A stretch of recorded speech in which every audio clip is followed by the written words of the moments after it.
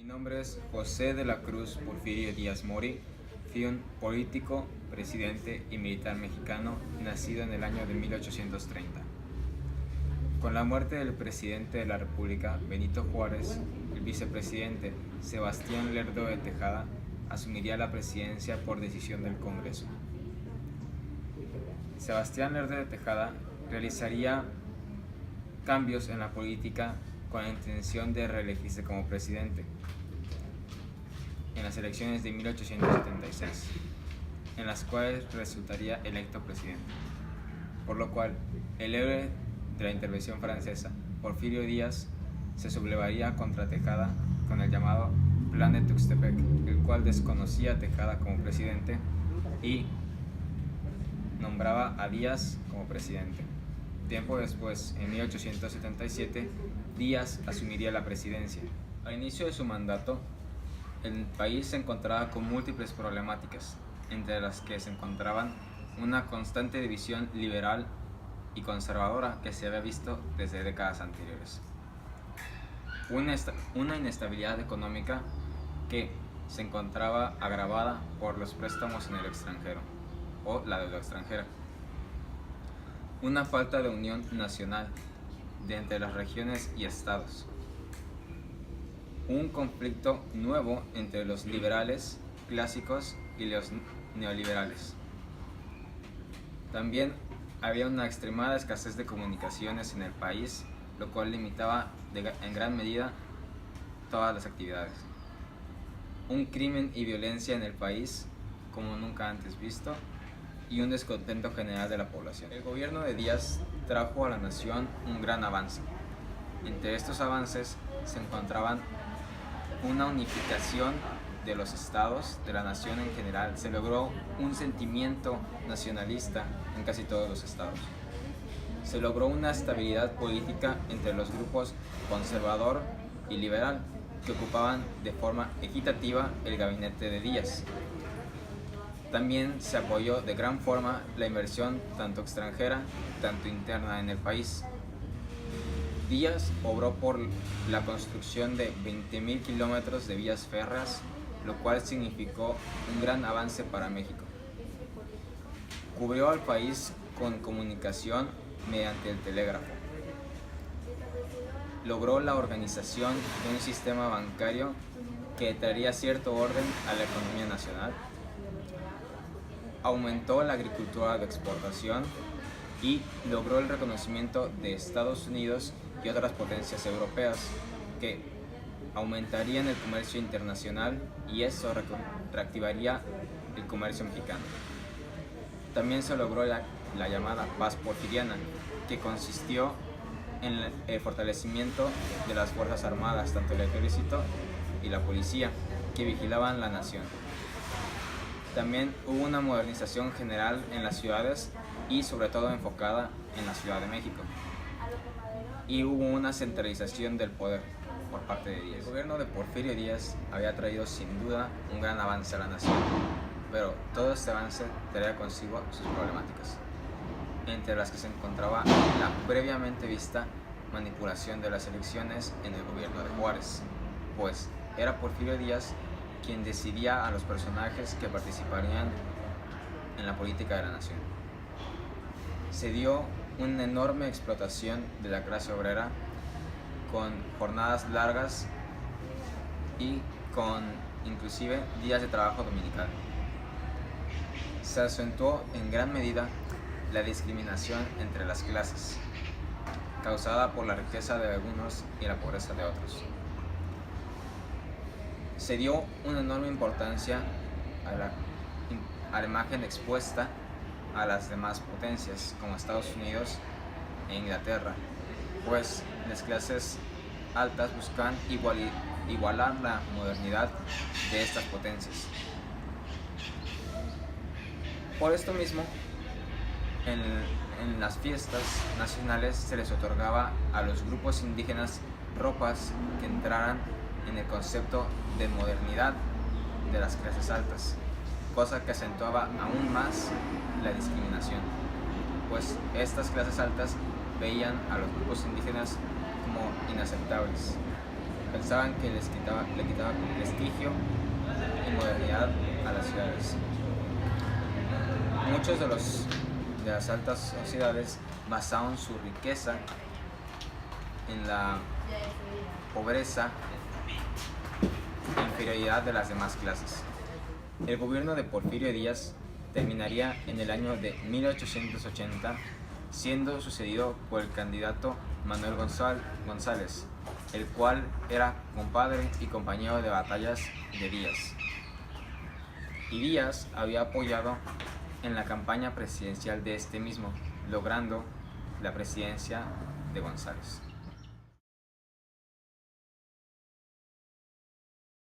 Mi nombre es Manuel del Refugio González Flores. Nací en Matamoros, Tamaulipas, el 17 de junio de 1833. Mis padres fueron Fernando González y Eusebia Flores. En 1851 me alisté a la milicia para combatir a unos filibusteros. Ofrecí mis servicios a Benito Juárez y Porfirio Díaz para defender a la República de los franceses. En 1880 fui presidente de México y posteriormente gobernador de Guanajuato.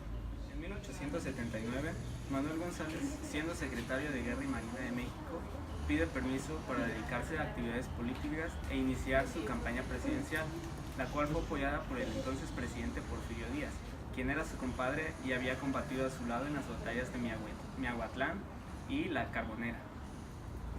Después de casi 4 años del gobierno del general Díaz, durante los cuales se obtuvo el reconocimiento de los Estados Unidos, la pacificación del país y la centralización del poder político, la transmisión de la presidencia se realizó de manera legal, ordenada y pacífica mediante las elecciones en las que participaron también Justo Benítez, Trinidad García de la Cadena, Ignacio Mejía, Ignacio Vallarta y Manuel María de Zamacona. Manuel González resultaría ganador con 11.528 votos de un total de 15.022. Sus competidores más cercanos serían Benítez con 1.368 votos y García de la Cadena con 1.075. Los demás candidatos solo alcanzarían cientos e incluso decenas de votos. Aunque la plataforma política de los 6 candidatos era casi la misma, la victoria de González fue aplastante, debido a la plataforma política de los 6 candidatos era casi la misma, la victoria de González fue aplastante debido a la gran disparidad de recursos ante toda índole entre él y sus competidores. El 1 de diciembre de 1880, ante el Congreso de la Unión, Manuel González rindió la protesta de ley como presidente constitucional de los Estados Unidos mexicanos. Una vez que este tomó el poder, le dio a Díaz la Secretaría de Fomento, puesto que solo ocupó durante un mes, ya que se separó de él en enero de 1881. Muy ligado al presidente se encontraba don Ramón Fernández, quien más tarde ocuparía el gobierno del Distrito Federal. La gestión de Fernández hizo posible el alineamiento de varias calles, la introducción del agua potable y el inauguramiento del sistema de alumbrado eléctrico en 1881. Hombre de todas las confianzas del presidente, pero sin que influyera política o intelectualmente en él, Fernández fue un hombre dúctil, inmoral, que solapaba las especulaciones y liviandades de su superior, concitándose por ello la antipatía del pueblo. Porfirio Díaz, acusado de influir en la administración gonzalista, se retiró a Oaxaca, en donde fue electo gobernador del estado en 1881, desarrollando interesante labor en materia educacional y de comunicaciones. A partir de noviembre de 1881, el gobierno de Manuel González sufrió diversas crisis ministeriales, con la eliminación de los secretarios don Francisco Landeri Cos y el general Jerónimo Treviño, secretarios de Hacienda y de Guerra respectivamente, y la renuncia de Ezequiel Montes, secretario de Hacienda. Durante su gobierno, Manuel González impulsó la creación del Ferrocarril Central Mexicano. Terminó su línea troncal de la Ciudad de México al Paso del Norte, dio concesiones para la creación de la primera red de telégrafos en el país y se puso en servicio el de México a Morelia y el de México a Celaya. La comunicación submarina entre Veracruz, Tampico y Brownsville permitió la comunicación de México con todo el mundo. También, por decreto del 20 de diciembre de 1882, se estableció que a partir del mes de enero de 1884 se usaría exclusivamente el sistema métrico decimal en toda la República. En ese mismo año tuvo la fundación el Banco Nacional de México, hoy Banamex, como fusión del Banco Mercantil Mexicano, creado en 1881, y el Banco Nacional Mexicano, inaugurado en 1880. Las reformas hacendarias y el bajo presupuesto con el que contaban las arcas del país obligaron a Manuel González a pedir préstamos. Estos préstamos solo podían venir de Londres, por lo que Ignacio Mariscal, ministro de Relaciones Exteriores, fue enviado a negociar el restablecimiento de relaciones entre ambos países. El resultado de esta negociación y las medidas adoptadas para solucionar la crisis hicieron que la población nunca le perdonara esas faltas mientras fue presidente, debido a los diversos escándalos de corrupción y el mal manejo en el gobierno. En noviembre de 1883, la emisión de la moneda de níquel de 1, 2 y 5 centavos, que sustituía al circulante de plata en esas denominaciones, provocó un motín en el Zócalo. En 1884, el gobierno de González anunció que empezaría a pagar la deuda externa, lo que implicaba la emisión de bonos excedentes por 15 millones de pesos. Esto provocó el llamado motín de la deuda inglesa, que duró 4 días y en los que se realizaron serios destrozos en el centro de la Ciudad de México. El enojo no fue por el acuerdo en sí, sino por los bonos que la gente supuso destinados a llenar bolsillos de los gobernantes. Mi nombre es Laura Fernández de Arteaga y Mantecón Pacheco. Nací en 1845 en Oaxaca de Juárez, Oaxaca. Fui esposa del general de división Manuel González. En 1880 le fue entregada pacíficamente la banda presidencial al secretario de Guerra Manuel González. De igual forma, se instaló un gabinete plural en cuanto a posiciones políticas y sometió los cacicazgos de Puebla, Jalisco y Zacatecas, con lo cual demostró una política dictatorial que anulaba toda posibilidad de democracia, ya que se valía del fraude electoral, la imposición de candidatos, la intervención política local y la represión. Manuel González fue electo presidente de la República de 1880 a 1884. Entre los aspectos más relevantes acerca de su administración en materia política se cuentan los siguientes: el fortalecimiento del gobierno central, la prolongación de la ley de amnistía, la organización de las subsecretarías del Estado, la modificación del artículo 79 de la Constitución, en la cual se ratificaba al presidente de la Suprema Corte de Justicia la función vicepresidencial de sustituir al presidente de la República. Se reformará la Constitución para que los delitos de imprenta se juzguen por jueces nombrados por el Ejecutivo y no por jueces populares. Se reorganizará el Ejército y el Cuerpo de Rurales y se establecerá la Escuela Médico-Militar y el Estado Mayor Presidencial. En el renglón económico es importante destacar que pese a que renegoció la deuda con Inglaterra en condiciones poco favorables para el país, tuvo una acertada política fiscal, ya que logró sanear la hacienda en beneficio de las obras políticas, el apoyo a las inversiones extranjeras, la dependencia económica que tenía el gobierno mexicano ante Estados Unidos, el crecimiento de la minería, que dejó de dedicarse a la obtención de plata para iniciar la explotación de metales industriales, la construcción de 5,000 kilómetros de vías férreas, la fundación del Banco Nacional de México, Banamex. El régimen de González fue acusado de corrupción, en consecuencia, por motivos de una fuerte impopularidad. Durante este lapso se preparó para ser de nuevo presidente. Regresó al Palacio Nacional a finales de 1884, fortalecido por las elecciones y el descrédito de su antecesor. Manuel González continuó el proyecto progresista que Porfirio Díaz emprendió en su primera etapa de gobierno, pero González la afianzó para poder mantener el control y poder intervenir en las elecciones de mandatarios estatales. Los progresos económicos y en la construcción de vías de comunicación desarrolladas por Porfirio Díaz permitieron al presidente Manuel González continuar con la política de centralización. Políticamente, Manuel González no fue más limpio ni más desinteresado que sus antecesores, ya que se valió del fraude electoral, la imposición de sus candidatos y la descarada intervención de la política estatal, como ocurrió en Jalisco. Al final de su periodo, ya sin la fiebre ferrocarrilera, se sufrió una crisis económica y se pondrían al descubierto la corrupción y el enriquecimiento del presidente y sus colaboradores.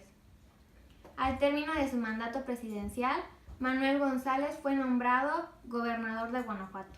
Se creía que con la llegada de Manuel González al poder, traería consigo la inestabilidad y la falta de cohesión en el país de nuevo, ya que con su tendencia conservadora acarrearía, como antaño, la desaparición de las instituciones de ese momento, el probable estallido de una nueva guerra civil, la dominación de las clases privilegiadas y, de nuevo, la inestabilidad.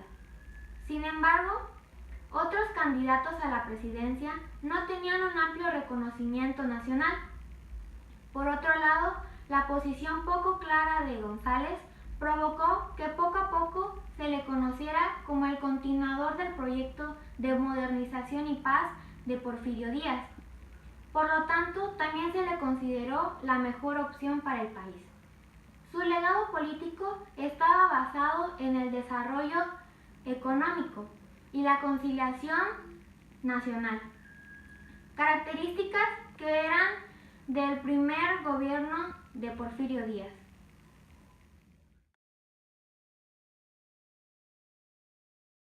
En el siglo XIX era común que la gente de la alta sociedad organizara bailes y cenas opulentas. Vengo caracterizando a una mujer privilegiada de la aristocracia mexicana que gozaba de una buena situación económica, académica, con lo último de la moda y buen gusto francés. Retirada de Manuel González y ascenso de Porfirio Díaz. El porfiriato es el régimen que encabezó el coronel Porfirio Díaz de 1876 a 1911. Este no fue el único presidente activo durante estos casi 35 años. Él ocupó el poder 4 años, de 1876 a 1880. Después de esto, 4 años los gobernó Manuel González. Después de estos 4 años, Porfirio retomó en diciembre de 1800. Porfirio Díaz fue reelegido 7 veces, lo que convirtió en su gobierno en una dictadura, o al menos en una autocracia. Al tomar la presidencia, Porfirio Díaz elaboró la Constitución el 5 de mayo de 1878 y modificó la Carta Magna en octubre de 1877. La modificación de esta justificó la reelección de Díaz al frente del país. Artículo 78. El presidente entrará a ejercer el 1 de diciembre de cada 4 años, pudiendo ser reelecto por el periodo constitucional inmediato. Condiciones políticas, sociales, económicas y culturales del régimen porfirista. En 1884, al reelegirse Porfirio Díaz, la economía en el país era devastadora, pues de manera interna el comercio estaba paralizado y no habían progresos notables, colocando el país en condiciones precarias y de subdesarrollo, hasta el desarrollo industrial, donde el único gobierno que podía realizar un préstamo a México era Gran Bretaña para sacarlo de la ruina. Sin embargo, una de las condiciones para hacer efectivo el préstamo monetario era que aceptaran la deuda desde años anteriores. Con la inversión en tecnología e industria se desarrollaron empleos y desarrollo monetario. Después de todo, la economía comenzó a depender del exterior, de las aportaciones y préstamos extranjeros. La sociedad porfiriana se caracterizó por una división social o de clases marcadas, ya que se privilegió a la aristocracia mexicana, quien gozaba de buena situación económica, académica, embarazada por la moda y buen gusto francés. En el ámbito popular, la situación era distinta. La población que trabajaba en las haciendas y fábricas textiles se veían obligados a comprar en las tiendas de raya, que proporcionaban alimento inmediato y contaban con tarifas monetarias altas y cambios a su conveniencia. La cultura en el porfiriato se caracterizó por las ideas positivas en apoyo a la ciencia y a la educación. En la etapa donde Porfirio Díaz estuvo al mando del país, algunas de las corrientes retomadas en México fueron el naturalismo en la pintura y en la literatura, el evolucionismo en la ciencia y el positivismo en la educación. Esto fue gracias a la cultura francesa, donde la aristocracia mexicana se caracterizó por empaparse de la ideología, moda y forma de vida francés. Una de las características de este periodo fue la construcción de edificios o monumentos. Un ejemplo de estos es Bellas Artes. La explotación de la clase obrera y campesina durante el porfiriato. El gobierno de Porfirio Díaz se caracterizó por darle al país un crecimiento económico que se mantuvo constante y que pudo palparse de la atracción de inversiones extranjeras e industrialización. La tecnología y maquinaria hicieron de su arribo, creando una atmósfera de empleos, pero también de explotación. Algunos obreros mexicanos fueron presa fácil de esto. No se les respetaba un horario establecido, recibían salarios muy bajos y no tenían prestaciones ni derechos laborales como en la mayoría de los países del mundo. Eran vejados por sus jefes extranjeros, que exigían sobre ellos su poder de manera autoritaria y déspota. Los campesinos vivieron situaciones similares, en donde se traspasaba sus tierras a los extranjeros y dejaba a ellos en la más absoluta miseria.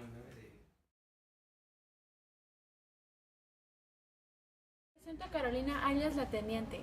Nació en Monterrey a los 20 años. Se escapó de su casa para darse de alta a las fuerzas y murió en manos de los huertistas. En 1909, Madero proclama la frase sufragio efectivo, no reelección. En 1910, Francisco Madero fue elegido candidato a la presidencia por el partido antirreeleccionista. Madero proclama el Plan de San Luis y desconoce a Díaz, y comenzó la lucha armada. Emiliano Zapata se levanta en armas en el sur y Pancho Villa en el norte. Ya de ahí fue el inicio de la Revolución Mexicana. En noviembre, Madero queda oficialmente en el poder ejecutivo. El 25 de mayo, Porfirio Díaz renuncia a la presidencia de la República. El 25 de noviembre, Emiliano Zapata proclama el Plan de Ayala y desconoce a Madero. Consecuencias. Primeras apariciones de los grupos liberales. El territorio porfirista se encontraba en crisis. El segundo punto, las inconformidades económicas y sociales se acumulaban y la ciudadanía tuvo que pelear por su libertad, por sí mismo. También a principios del siglo XX cobró auge la formación de los grupos liberales. Las condiciones económicas del país no eran favorables. Integrantes del movimiento de la oposición. Camilo Arriaga participó en el complot de Tacubaya, ya que tenía una relación con Madero, y después entre ellos se unieron para tratar de caer al porfiriato. Más adelante, Camilo Arriaga fue arrestado y fue liberado al firmarse con el Tratado de la Ciudad de Juárez, que fue en mayo de 1911. Los hermanos Flores Magón, precursores de la Revolución Mexicana, o sea que ellos querían tratar de unir al pueblo para tratar de derrocar al porfiriato. También Praxedes Guerrero, que también estuvo en contra del Porfirio Díaz, se unieron ellos dos, los hermanos y Porfirio, para apoyar al pueblo y también tratar de hundir al Porfirio Díaz. Características y impacto. La sociedad no estaba de acuerdo de cómo Porfirio Díaz gobernaba, en la cual la sociedad empezó a dar manifestaciones y también a protestar porque los recursos no alcanzaban para ellos. En realidad, Porfirio Díaz, de tantas manifestaciones que daba el pueblo, se hartó y empezó a amenazar al pueblo, y más adelante los encarceló a ellos. En realidad, más adelante de tanto, el pueblo se empezó a levantar por sí mismo y a luchar aún más, ya que Porfirio Díaz, con esa razón de que el pueblo no se levantó, reaccionó de una forma violenta, en la cual no podían las personas acabarlo. En realidad es como, por ejemplo, Enrique Peña Nieto está haciendo un robo hacia nosotros. Es como el actual, como Porfirio Díaz trataba a las personas, robaba mucho a la población, y también hacía las leyes como a él se le pagaba la gana. Es como lo pasamos ahora. Nosotros la ciudadanía, la sociedad, hacemos huelgas y manifestaciones por la cual el presidente nos ha robado, y en realidad es una de las cosas más peores que hemos pasado México. En la Revolución Mexicana siempre hubo un enfrentamiento por el cual éramos reprimidos y eran también ellos reprimidos por el porfiriato. Organización y miembros del Partido Liberal.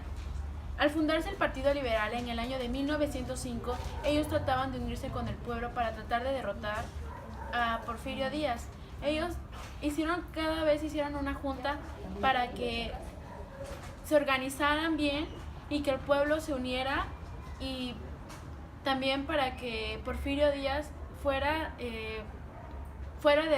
retirado con el gobierno.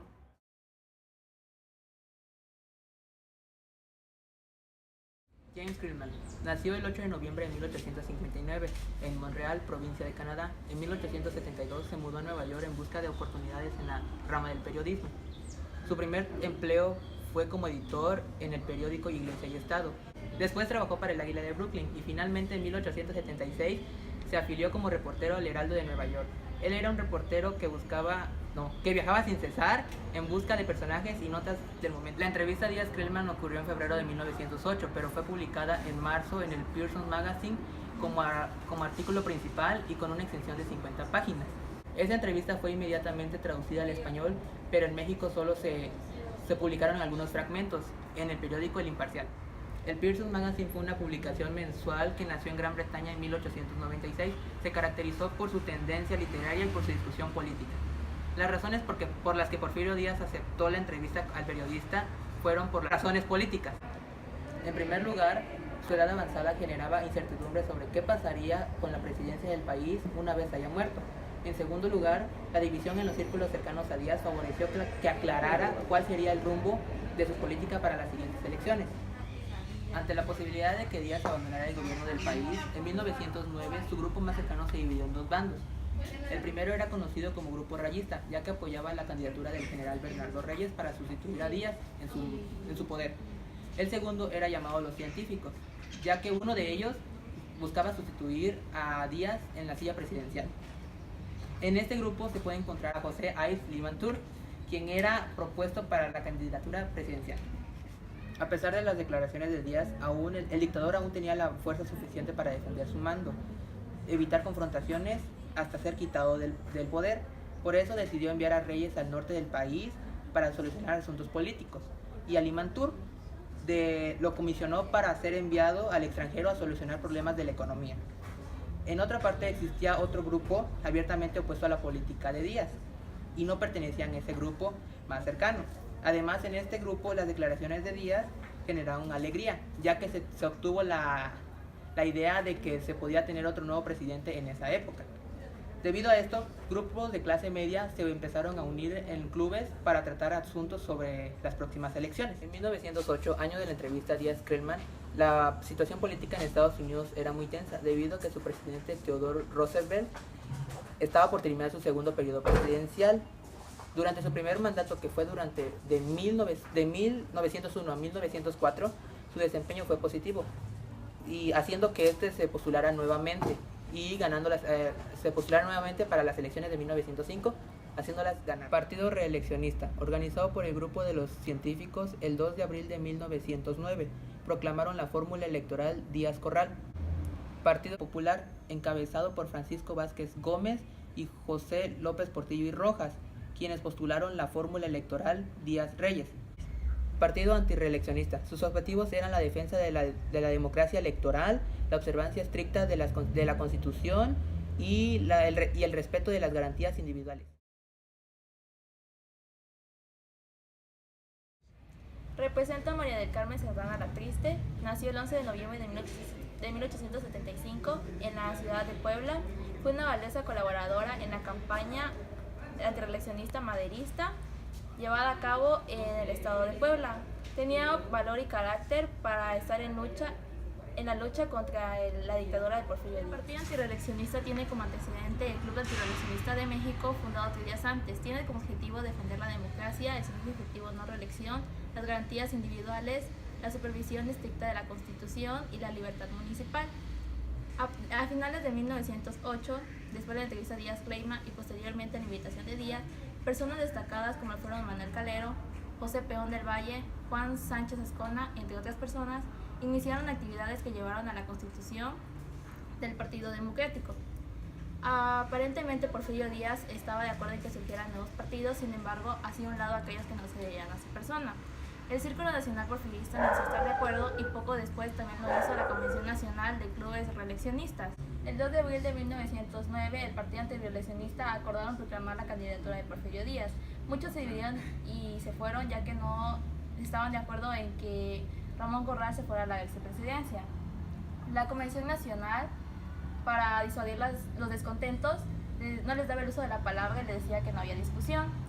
Al final de la discusión, se aceptó la candidatura de Ramón Corral para la vicepresidencia. Entre todos se elaboraron un programa incoherente y un poco contradictorio, en el que decían que el sufragio debía ser estrictamente las personas que supieran leer, igual que los derechos populares, ya que eran requisitos exigidos para el sufragio. Los que quedaron apoyaron a Reyes, quienes elaboraron el periódico El Partido Democrático, y decían que Limantur y Corral eran representantes de la plutocracia. Con esto, los científicos se oponían a Reyes por su condición militar. Como podíamos notar, el otro candidato para la vicepresidencia era Bernardo Reyes, quienes seguidores decían que eran objetivo de percusiones. Con base a esto, los científicos elaboraron el 2 de abril de 1909 el Partido Reeleccionista, en el que en su convención nacional daban la fórmula Díaz-Corral.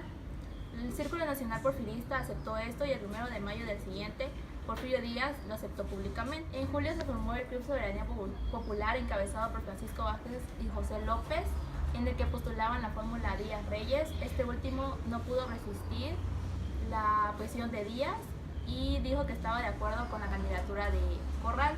Meses después se dirigió a Europa por estudios militares. En los estados hubieron candidatos independientes que intentaban sobreponerse al poder de Díaz. Uno de ellos fue Madero. Madero consideró la necesidad de hacer una organización nacional por si llegara a haber una guerra en contra de la centralización, salir con posibilidades de éxito. Madero hizo viajes y en ellos logró la constitución en la Ciudad de México del Centro Antirrealista el 22 de mayo de 1909. Con ayuda de personas destacadas como lo fueron Emilio Vázquez, Obregón, Estrada, José Vasconcelos, entre otras personas.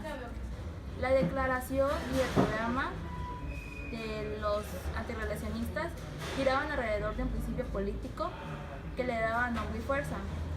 Este se resumía en el lema sufragio efectivo no reelección. Establecieron principios generales, democráticos. Su unión se basaba en los principios del programa y la convocatoria nacional, que decía que los delegados de cada centro debían discutir y elegir a los candidatos de las próximas elecciones. Madero pensaba que una buena estrategia sería tener a su lado un candidato ya hecho. Sin embargo, siempre en su mente decía que ante todo debía ser un demócrata, que viera por los principios democráticos y que trabajara por el candidato que resultara electo en la Convención Nacional. El documento que se utilizó para el Centro Antirreeleccionista decía que se debía hacer propaganda. Madero quiso cumplir con esto de inmediato, así que el 18 de junio emprendió su primera gira en compañía de su esposa y un correligionario. Este tuvo resultados altibajos. El 22 de diciembre de 1909 emprendió su segunda gira. En esta tuvo las miras de todas las autoridades que tomaron represalias en contra de él. Para este momento la posición de Madero se encontraba inestable y quería cambiar todo el poder ejecutivo. Madero publicaría el folleto El Partido Nacional y la próxima lucha electoral. Después de esto inició su tercera gira, en donde por fin logró que el partido tuviera un carácter nacional en la Convención Nacional. Esto fue el 15 de abril de 1910. Con esto lograría que se garantizara la no reelección, el sufragio y la autonomía municipal, que se dieran leyes para proteger a los trabajadores y fomentar la agricultura, la industria y el comercio. En el candidato para la presidencia acordaron que se quedara Madero y para la vicepresidencia Francisco Vázquez. Un día después de la elección, el presidente de Veracruz reunió en privado a Díaz y a Madero. Con esta cita, Madero concluyó que Díaz nunca se iba a dar por vencido para obtener el poder, así que dio una idea para iniciar una revolución en el que intentaran derrocarlo. El 9 de julio de 1911, Madero dio a conocer la formación del Partido Constitucional Progresista, el CPC, en donde quedó como representante su hermano Gustavo, José Vázquez, entre otros.